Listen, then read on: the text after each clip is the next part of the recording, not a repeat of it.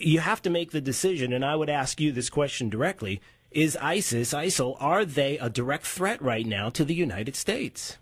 Yes, and I'll explain why. If you recall, 9/11 was possible because a group named Al-Qaeda was able to establish a safe haven of operation in Afghanistan that was provided to them by the Taliban. And from that safe haven in Afghanistan is how they recruited, trained, plotted, and ultimately carried out the 9/11 attacks on the homeland. ISIS has the exact same ambitions. In fact, ISIS started out as part of Al-Qaeda, and actually Al-Qaeda has kicked ISIS out, or at least cut links with them, because Al-Qaeda thinks that ISIS is too radical. Think about that for a moment. So this group is extremely dangerous. What they are trying to do now is they are trying to establish a caliphate, basically a Sharia country that overlaps existing areas of Syria, Iraq, and potentially even Jordan. If they were ever able to set up a place like that, they will use that as a base of operation for external operations. This group has active and vibrant external operation desires to attack here in the United States, not simply to create havoc in that part of the world. So the answer is this is history trying to repeat itself, and we shouldn't let it happen. Yeah. Senator Marco Rubio joining us this morning on Daybreak 92.5 Fox News. Listen, I agree with you, and I think that is part of the concern, because if you look towards 2016 per se and the next president of the United States, wouldn't you agree that the next president has to have some foreign policy chops? And not only that, but somebody who is going to say that this is a threat. And that, I think, is a concern to many, that there is this notion that you appease as opposed to understand what the threat is. It's not about oil. It's not about land. It's bigger than this. Yeah, first of all, foreign policy, like all policy making, is about decision making. So you need someone that has good judgment. And the thing about foreign policy is that there are very rarely an easy answer. This notion of, there's a good guy and a bad guy, and it's easy, we just line up on the side of the good guys. Well, that doesn't usually apply, especially in 21st century foreign policies. Iraq is a perfect example. It's not like the Shia government that runs that country is the good guys. Maliki's been a terrible prime minister. He has support from Iran, who's a state sponsor of terrorism. But the other side of it is a group that has an active desire to establish a foothold and then use it to attack Americans here in the United States and around the world. So you have to make a pragmatic decision. You have to choose between two less than ideal options. Which of the two is the better approach? So certainly this president, I think, has failed that test time and again. And we do need new leaders that are able to make that decision wisely. So what would you specifically like to see the president do? What would you like to see done right now?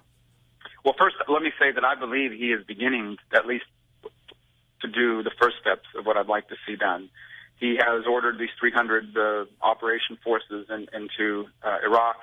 And my hope is that that is the first step in a multi-step process that ultimately allows us to carry out airstrikes using a combination of airplanes, unmanned vehicles, and missiles launched from sea and land to attack the supply route that ISIS uses. Their base of command and control is still in Syria. What I would like to see us do is both target that command and control structure in Syria, but also cut off those three main supply lines that are running over the Iraqi-Syrian border and sever them so you can cut off the ISIS troops in Iraq from their supply line that comes out of Syria. And I think if we did that, that would certainly impede the ability of ISIS to establish the foothold. Right now, they control basically the entire Syrian-Iraqi border. Yeah. Yeah, and they just do, and right now there's no pushback. It feels as if we're sitting back and watching this all happen, and they know nothing is going to happen to them. And so ultimately, we can do this without boots on the ground. We've proven that we can do this. We've proven that we can win in Iraq. So that's part of it as well, right? The fact that if there's a well-established, laid-out plan, we can make something happen that would be a positive.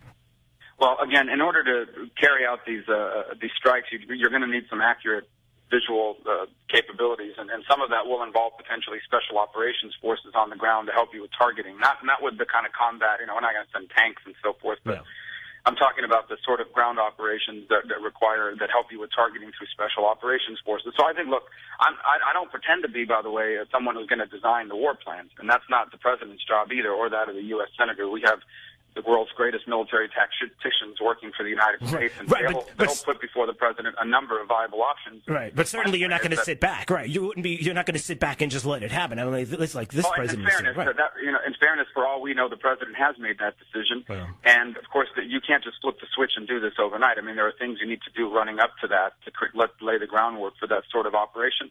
And in fairness, that's what he may have decided to do. Again, I'm not sure you go out and hold a press conference and announce this is exactly what we're going to do, this is the time we're going to start, et cetera, because you allow your enemy to take defensive measures. Unfortunately, this president has done it in the past when he told everybody we were leaving. Right, so it's right. I mean, hopefully he's learned from those mistakes. Not only that, but even with the Syria conflict, where he kind of came out and announced they were going to do these things rather than just doing it, and then of course that ran into trouble as well. Yeah. We can only pray for that. Senator Marco Rubio joining us this morning on Daybreak 92.5 Fox News. There's more issues now, more news coming out about these VA deaths and how they were covered up to make statistics look better. The news is just horrible. And I want to ask you this specifically. Is it wrong to say, why couldn't we just give these veterans a credit card, a voucher, and just say, listen, you can go wherever you want. We have a failed bureaucracy here with the VA. Couldn't we just do that and just get rid of that altogether, the bureaucracy that is causing all of these issues to begin with? So we have a bill that's passed out of the Senate that begins to do that. It gives them the ability to, if there are long waiting lists or they live more than X number of miles away from the nearest VA hospital, to go to a non-VA hospital and receive their treatment. The bill also, by the way, gives the Secretary of the VA the power to fire senior executives within the VA, which they don't have the power to do right now. I know that sounds amazing, but you can't fire them. In fact, you're likelier to get a bonus than you are to be fired if you don't do a good job at the VA. And that bill's passed the Senate. There are differences between the Senate and House version, so we're negotiating those differences. We actually start today. I'm part of the team that's negotiating that, along with my colleague Jeff Miller from Northwest Florida. And we hope to, before we are done here for the August recess, we hope to have passed a bipartisan bill that addresses your idea, but also gives the Secretary of the VA the power to hire and fire. I mean, would you like to see that happen? Is that something that you could see in the future happening, just having the ability to just go wherever you want? I mean, would you like the idea of dismantling, let's say, the VA? Do we need it?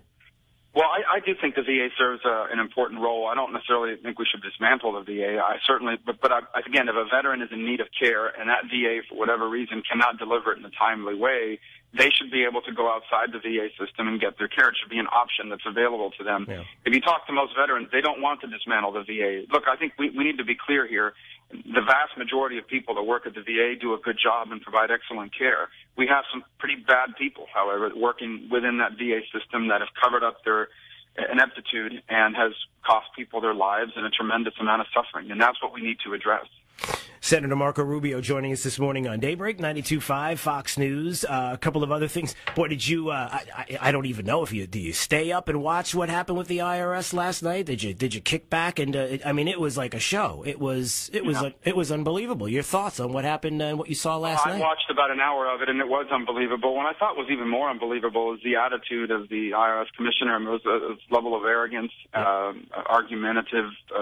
Instead of just admitting you've got a serious problem here. I mean, I want people for a moment to think, if this was the Bush administration, and the Bush administration had been accused of carrying out investigations of liberal groups, and as a result they started looking into it, and suddenly the emails disappeared, that story would dominate the news in every major broadcast outlet. Every newspaper in America, every television station in America would turn it into Watergate.